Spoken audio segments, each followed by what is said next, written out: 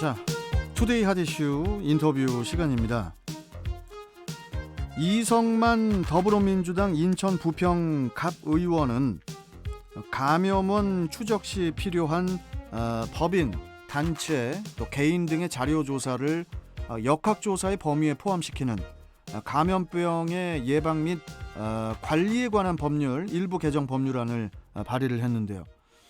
어떤 내용인지 더불어민주당 부평 갑 이성만 의원 연결해 보겠습니다. 자, 이성만 의원님 안녕하세요. 예, 안녕하세요. 이성만입니다. 네, 반갑습니다. 우리 의원님께서는 이번에 그 감염병의 예방 및 관리에 관한 법률 일부 개정 법률안을 발의를 하셨는데 이 개정 법률안이 현행법과 이게 뭐 어떤 차이점이라든지 또 현행법이 가진 문제점 어떤 것들이 있었습니까? 그 이제 감염병을 예방하는 방법의 하나로서 이제 역학조사를 하거든요. 그렇죠. 네. 그래서 역학조사의 범위에 이제 정보 수집을 이제 포함시킨 것입니다.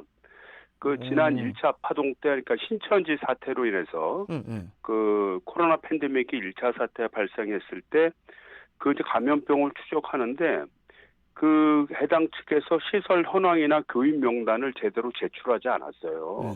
그래서 사실 예방하는데 굉장히 문제가 많았습니다. 그래서 이제 이들이 이제 검찰에 이제 기소가 돼서 고발이 됐는데 문제는 모두 무죄를 받았습니다. 그 원인은 뭐냐면 이 정보 수집과 관련해서는 역학조사의 범죄가 포함되지 않았다는 것이었거든요. 아니, 그래요? 예, 그래서 이거를 좀 더 명확하게 하기 위해서 역학조사가 단순히 감염병의 원인만 추적하는 것이 아니라 그것을 찾아내기 위한 정보 수집도 포함되는 것이다 라고 법에 구체적으로 명시한 것입니다. 역학조사라는 게 이 의원님, 네. 이게 이제 조사하는 거니까 원인을 규명하는 조사잖아요. 그렇죠, 그렇죠. 아니, 그러면은 누구든 명단을 좀 제출하라 이러면은 제출도 하고 조사도 할 수 있어야 되는 거 아닌가요? 지금까지 당연히 그렇습니다. 당연히 그런데 현행법에서는 이제 뭐라고 그랬냐면 감염원을 추적하는 활동, 또 예방 접종 후 이상 반응이 발생했을 경우에 원인을 조사하는 활동 이렇게만 돼 있다 보니까 법원에서 판단을 할 때 굉장히 좁게 해석을 한 겁니다. 어허. 그러다 보니까 어떻게 보면 그 해당 단체라든지 적극적인 협조가 필요한 기관 등에서 협조하지 않을 때는 사실 그걸 어떻게 추적해내겠어요. 그렇죠. 그래서 이런 정보 수집도 당연히 역학조사에 들어간다. 이렇게 법에 명시한 것입니다. 그러니까 이 부분을 우리 이성만 의원께서 최초로 발의를 하신 거네요, 개정안을. 그렇죠. 예. 지난 그렇습니다. 판결을 보고 저희도 당연히 그거는 좀 많던 적던 유죄를 받아서 어떤 해당 단체나 또 개인 등이 경각심을 갖고 이런 팬데믹 사태가 발생했을 때 적극적으로 협조해야 된다는 것을 그렇죠. 좀 분명히 판결로서 했어야 되는데 이게 무죄로 나오다 보니까 이제 법을 좀 더 구체적으로 명시한 것이죠. 그러니까 앞으로 그분들을 이렇게 무조건 유죄로 몰기 위한 그런 개정안이 게 아니고 아닙니다. 나중에 또 우리가 또 이런 코로나 같은 팬데믹 상황이 벌어졌을 그럼요. 때를 대비하기 위한 그런 개정안이죠. 그렇죠. 그러니까 이런 사태가 생겼으면 그 단체 개인만의 문제가 아니지 않습니까? 그럼요. 온 국민의 문제이기 때문에 맞습니다. 보다 적극적으로 협조를 해야 되거든요. 예. 그래서 이제 단순한 전화번호라든지 이런 거는 제공을 해야 되는데 그거를 이제 제공해 주지 않으니까 그렇군요. 결국은 이런 찾아내는데 굉장히 어려움이 있었고 이걸 법에 구체적으로 명시한 것입니다. 이거 통과가 될 것 같은데요. 예. 일단 적극적으로 노력해야겠습니다. 예. 네. 자, 그리고 우리 이성만 의원께서 또 보호 종료 아동의 그 사후 관리를 강화하는 아동복지법 일부 개정 법률안을 또 발의를 하셨어요. 예. 이 아동복지법 일부 개정 법률안 어떠한 법안인지 이 부분도 좀 설명 좀 해주시죠. 그러니까 이제 아동들의 학대 등을 이제 이렇게 당했을 경우에 또 우려됐을 때 이제 보호 조치를 하거든요, 정부에서. 그다음에 이제 가정으로 이제 복귀를 하게 되는데 그때 이제 사후 관리를 맡는 그런 전담 공무원을 둬서 지도 관리를 하도록 그렇게 명시되어 있습니다. 근데 이제 문제는 전부 다는 아닙니다만 그 보호자가 그러니까 학대와 관련됐던 그런 보호자가 보호 종료 아동의 사후 관리를 해주지를 않는 거예요. 거부하거나 또는 방해할 수 없도록 법적 근거를 둔 겁니다. 그래서 이런 보호 종료 아동에게 예를 들자면 정당한 지도와 관리를 받지 못하게 하는 경우에는 이건 안 된다고 분명히 명시를 하고 또 이를 위반할 경우에는 과태료등을 부과할 수 있도록 해서 이 보호 종료 아동에 대한 사후 관리 지도 체제를 보다 확실히 하게 된 것입니다. 요새 그 아동 피해 사고가 너무 많잖아요. 지금 예, 사건 사고가 그렇습니다. 너무 많다 보니까 이 예. 아동 복지법 관련해서는 저도 이렇게 귀가 쫑긋 세워져요. 모든 시민들이 다 마찬가지일 텐데. 근데 말씀해 주시죠. 저희가 통계를 보니까 2019년도 기준으로 해서 보호 종료 후 5년 이내 아동의 사후 관리율을 봤습니다. 그러니까 이제 공무원들이 가서 너 잘 있느냐 뭐 확인하고 이런 사후 관리율이 72.5%밖에 안 되는 거예요. 그러니까 약 27.5%의 아동들은 공무원들이 연락을 해도 연락이 안 되거나 심지어는 연락이 안 되거나 또는 제대로 그 아동하고 어떻게 보면 접촉이 안 되는 겁니다. 그래서 이런 거를 보호자가 계속해서 위반할 경우에는 좀 해서는 안 된다는 규정을 명시하고 과태료 등을 부과하게 해서 경각심을 높이는 겁니다. 그러니까 그냥 권고 사항이 아니라 뭐 이 부분에 대해서 좀 약간 좀 강력하게 그렇죠. 규제 사항을 넣은 거네요. 네, 저희들이 이제 일단 과태료 문제만 이제 접근을 하는데 이름에도 불구하고 통계치가 현실화되지 않으면 이제 그때는 보다 한 단계 높은 형사처벌이라든지 이런 문제까지 검토할 예정입니다. 그렇군요.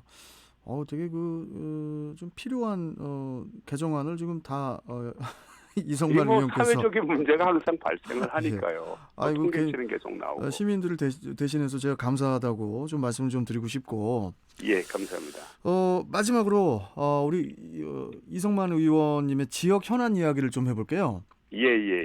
의원님 이렇게 후보 시절부터 이렇게 GTX B 조기 개통 공약을 걸고 GTX B 개통과 맞물려서 경인선 부평역 지하화 사업을 추진해야 한다. 이렇게 이제 강조를 하셨었잖아요. 그런데 최근에 국토교통부 민간투자 적격성 심사 결과 수익성이 조금 낮은 것으로 나타났다고 해요. 이거 뭐 앞으로 어떻게 진행이 될까요? 이 부분이? 그래서 일단은 그 GTX 이제 비노선 자체 민간 투자 적격성 평가를 했는데 그것이 다소 이제 수익성이 낮게 나왔다는 건데 이제 이거는 뭐냐면 이제 민간이 자본을 100% 투자할 경우에 그럴 경우에 민간이 기준으로 생각하는 예를 들자면 은행 이자율 정도보다는 높게 수익이 나와야 투자할 가치가 있지 않습니까? 민간 쪽은 그렇게 생각하죠. 그렇죠. 그러니까 그런 투자 수익이 나오기가 쉽지가 않다. 뭐 이런 뜻입니다. 그렇다고 하지만 이것을 뭐 사업을 안 하겠다 이런 뜻은 아니에요. 그래서 이제 결국은 정부가 일부 재정 보증을 한다든지 이런 걸 통해서 결국은 민간 투자 적격성을 확보하는 그런 이제 방안을 좀 고민하게 될 거고요. 그다음에 이제 이와 관련해서 이 GTX 비노선이 인천에 이제 계획되어 있고 앞으로 2026년에 개통을 예정으로 좀 준비 중인데 여기 세 군데가 생깁니다. 이제 송도역이나 또는 그 시청역, 그다음에 부평역 세 군데인데 이거는 단순히 철도가 놔지는 게 아니라 그 지역 일대 서울 쪽의 접근성을 보다 확실히 하는 어떤 그 거점이 되는 역할을 하거든요. 그래서 지역의 중심 역할을 하기 때문에 그 지역에 그런 역이 생기는 곳에는 상부 공간 구조도 도시 공간 구조도 같이 좀 병행해서 좀 변화가 돼야 됩니다. 그래서 이 부분에 대해서는 인천시에서 이런 GTX B 노선의 그 건설과 관련된 역 시설과 관련된 부분에 도시 공간 구조, 즉 기존에 있던 경인 전체를 지화하는 방안을 함께 지금 용역을 좀 주고 있는 상태입니다. 그래서 이제 그게 용역 결과가 나오게 되면 그거를 보고 이제 시는 보다 폭넓은 판단을 할 수가 있습니다. 그러니까 토지 이용 결정 권한을 시가 가지고 있기 때문에 보다 부가가치가 높은 토지로의 활용 방안이라든지 또는 정부가 일부 보존을 해주는 방법이라든지 이런 방안을 어떤 활용을 통해서 이 부평역이 GTX 비노선이 단순히 지나는 곳이 아니라 중심역으로서 그 역할을 다시 하도록 도시 구조도 다시 재편성하는 그런 기회로 삼으려고 합니다. 그렇군요. 이거는 이제 저희들이 민간 투자 적격성 평가는 민간만 할 경우에는 안 되더라 이런 얘기지. 그러니까 이게 뭐 저기 절대적인 건 아니잖아요. 절대적인 건 결과가. 아니에요. 그러니까 정부가 필요한 목적이 있으면 재정 투입을 해서 그러겠죠. 보완을 할 수가 있죠. 예. 그래서 이 문제는 향후의 논의의 과정을 계속 거치게 될 겁니다. 그러겠네요. 계속 논의를 거쳐서 인천시나 인천시민 입장에서 보면 수조 원을 들여서 이런 그 GTX B노선을 놓으면서도 도시 공간 구조가 이 재편이 제대로 안 돼서 도시가 활성화되지 못한다면 그 투자한 것이 너무 아깝잖아요. 그렇죠. 그렇기 때문에 이거를 전반적으로 다시 한번 검토하는 용역을 준비 중이고요. 그렇군요. 그 결과가 나오면 그 결과에 따라서 재정 투입을 할지 또 다른 토지 이용 계획의 변경을 가져올지 이런 거에 대한 검토를 할 예정입니다. 그렇군요. 예. 이성만 의원께서 이렇게 되게 시민들을 위해서 되게 필요한 법안들을 또 개정안을 또 발의도 해주시고 여러 가지 또 시민들을 위해서 고생해주시고 계신데 그러다 보니까 저 이것도 하나 좀 말씀 좀 드려도 됩니까? 무슨 말씀하세요? 아니 저 오늘 그 우리 유튜브 댓글창에 네. 또 뭡니까 인천 그 지하상가에 계신 점포주들 있잖아요. 예. 점포주님들이 우리 이 의원님 좀 도와주세요 하시면서 제발 그 인천에 특별법을 좀 만들어 달라고 우리 다 죽게 생겼다고 이렇게 이 의원님이 해결사로 보이시나 봐요.